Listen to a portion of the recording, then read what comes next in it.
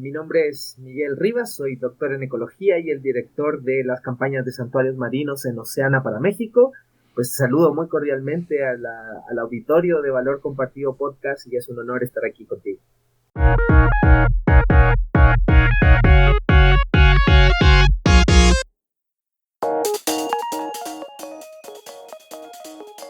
Hoy vamos a El Cuyo, a una comunidad de pescadores en Yucatán, en el sureste de México, y lo hacemos en compañía de nuestro entrevistado que ya se ha presentado, Miguel Rivas, director de campañas de santuarios marinos en Oceana. Miguel, ¿cómo estás? Javi, muy bien, muchas gracias por invitarnos a hablar de esta hermosa comunidad en El Cuyo. Espero que la gente que no la conozca la pueda conocer a través de lo que platiquemos hoy. Sí, mira, de hecho, lo primero que te quería preguntar es que es Oceana, ¿no? Y luego que nos acompañes al Cuyo, ¿no? Entonces, primero dinos qué es Oceana para si alguien de nuestra audiencia no lo ubica.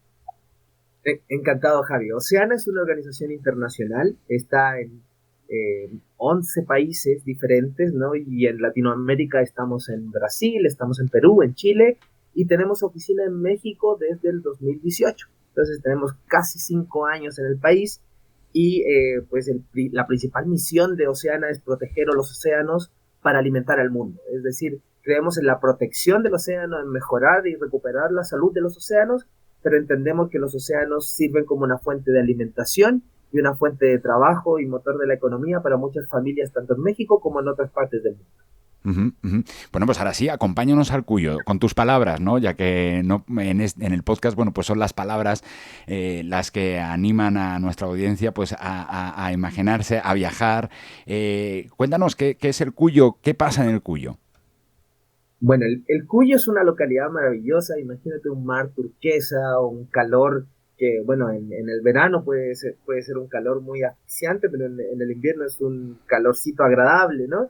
Uh-huh. Y que está ubicada en el estado de Yucatán, muy cerquita de Quintana Roo. Entonces, para quienes conocen por ahí, no sé, las playas de Cancún, Holbox, ¿no? Está muy cerca de estas localidades, en el sureste de la península de Yucatán, pero pertenece al estado de Yucatán, no a Quintana Roo, ¿no? Uh-huh. Y es una localidad muy pequeña, principalmente se dedica a la pesca, se dedica al turismo, que cada vez está creciendo, ya está haciendo como más incipiente, ¿no? Y por lo tanto es una comunidad que le preocupa su futuro, ¿no? Le preocupa saber cuál es el valor que puede aportar a la sociedad, pero también cómo la sociedad y el mismo turismo ve en el Cuyo una futura fuente de ingresos, ¿no? Entonces a ellos les preocupa convertirse quizás en una localidad sobreexplotada turísticamente por la belleza escénica que tiene este lugar, sin que esto realmente repercuta en un beneficio para la gente que vive ahí, para la gente que siempre ha vivido ahí, ¿no? Entonces, ahí es donde Oceana entra trabajando con ellos. Hemos estado trabajando en una estrategia de conservación que se llama un refugio pesquero. Un refugio pesquero básicamente es una zona donde se deja de pescar por un tiempo y cuyo objetivo es recuperar una pesquería. Y para que sepas, Javi, ¿qué se Uh-huh. pesca en el Cuyo? Principalmente se pesca langostas, la principal pesquería.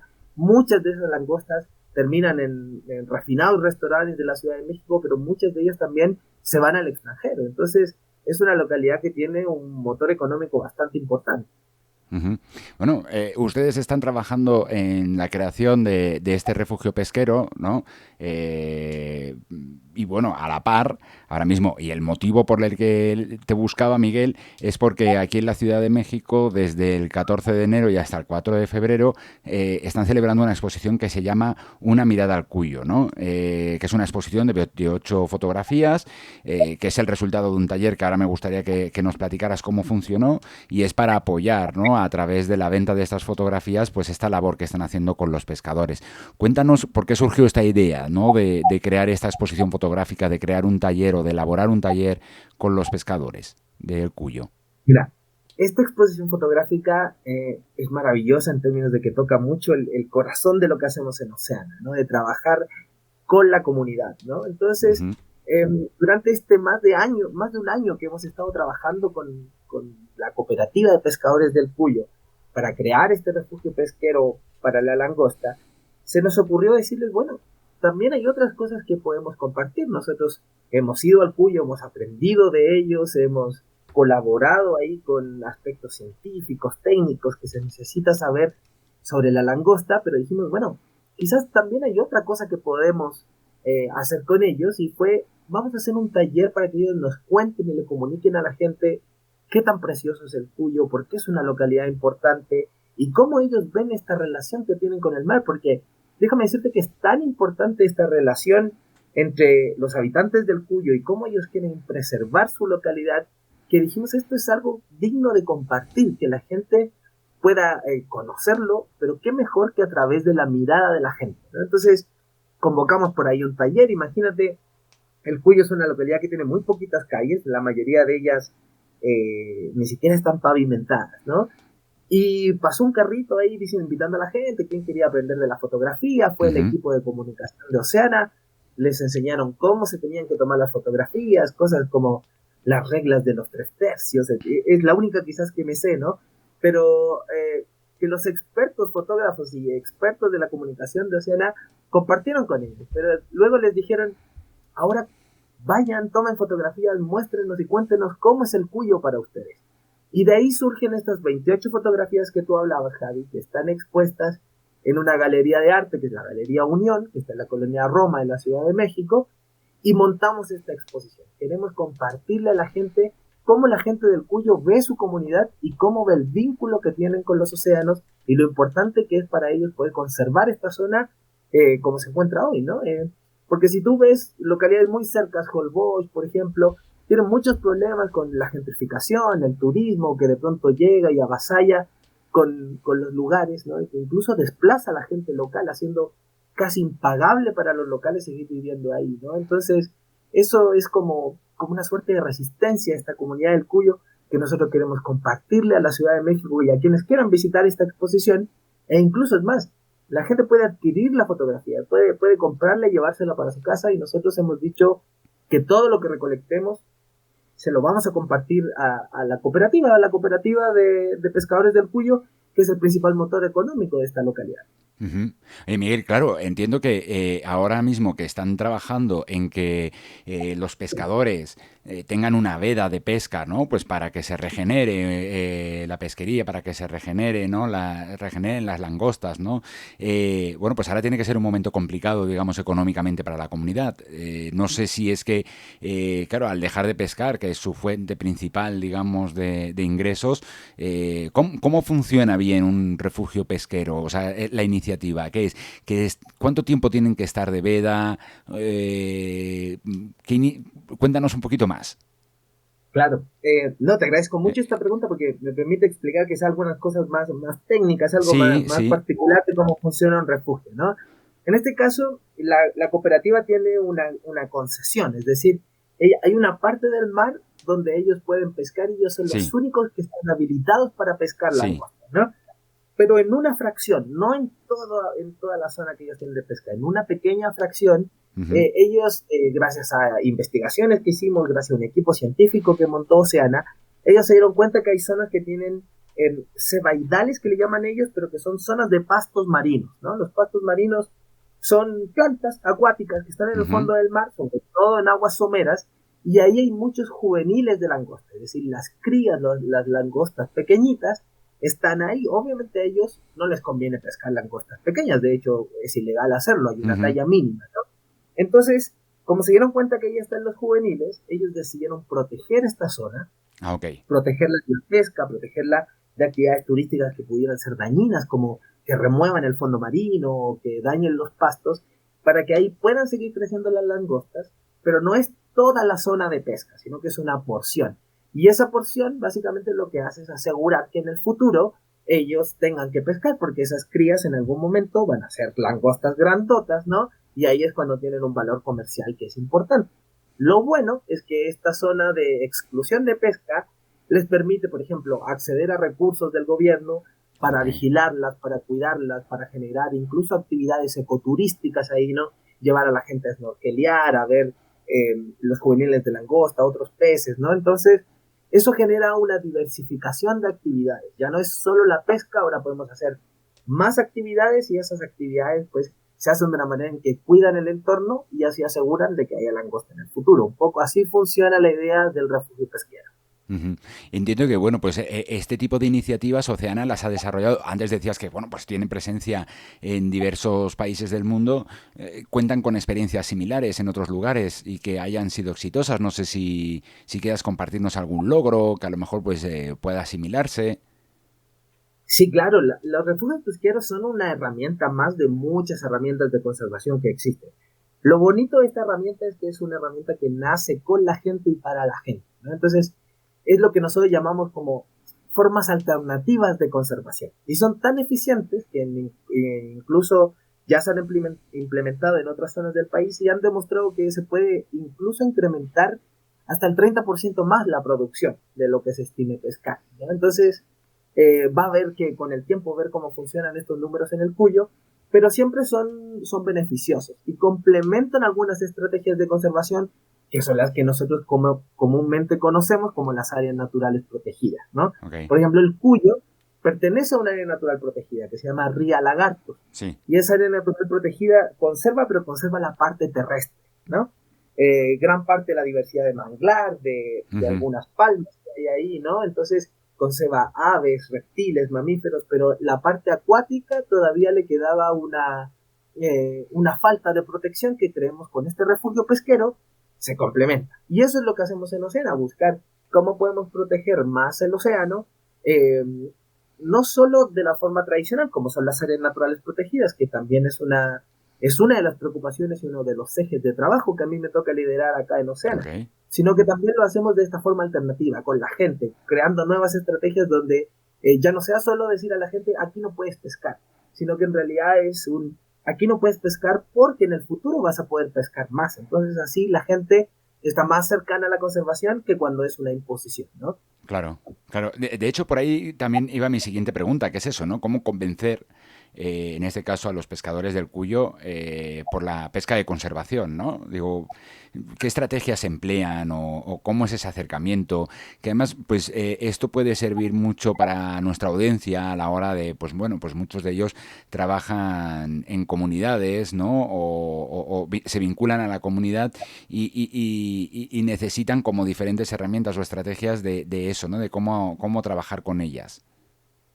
Sí, totalmente. De hecho, es un gran desafío para nosotros que muchos de nosotros somos formados en la parte más académica, más Ajá. científica, ¿no?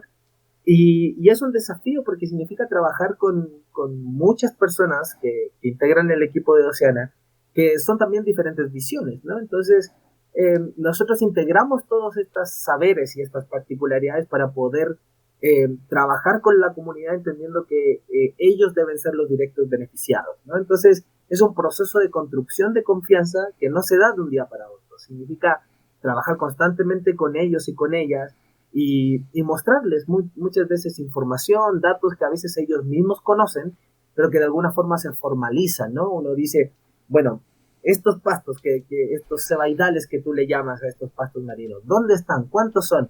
Vamos a medirlos, vamos a ver cuántos juveniles encontramos, levantemos los números para saber si esto científicamente nos sirve o no.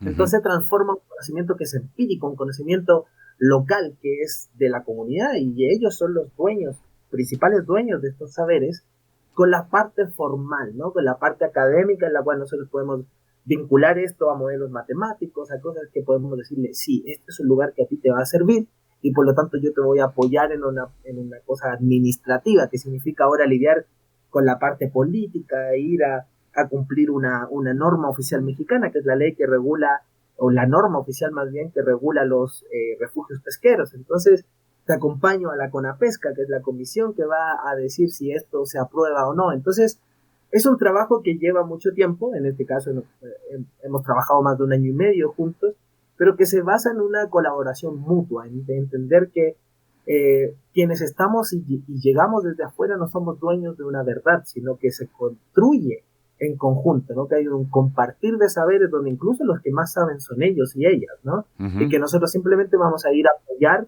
algo que nace desde la comunidad, ¿no? Y le vamos a dar como una cierta formalización, pero entendemos que los principales actores son ellos, ¿no? Entonces, ahí es donde radica el éxito de este tipo de técnicas y de este tipo de estrategias que tienen que ver con no ser condescendiente, con no decirle a la gente, mira, yo te voy a enseñar cómo es tu propia comunidad, o yo te voy a decir lo que tienes que hacer, sino que parte al revés, ¿no? Es como, dime qué necesitas y cómo te puedo ayudar. Entonces, esa ha sido parte de la estrategia que hemos seguido y que me parece ha sido un exitoso trabajo de colaboración conjunta.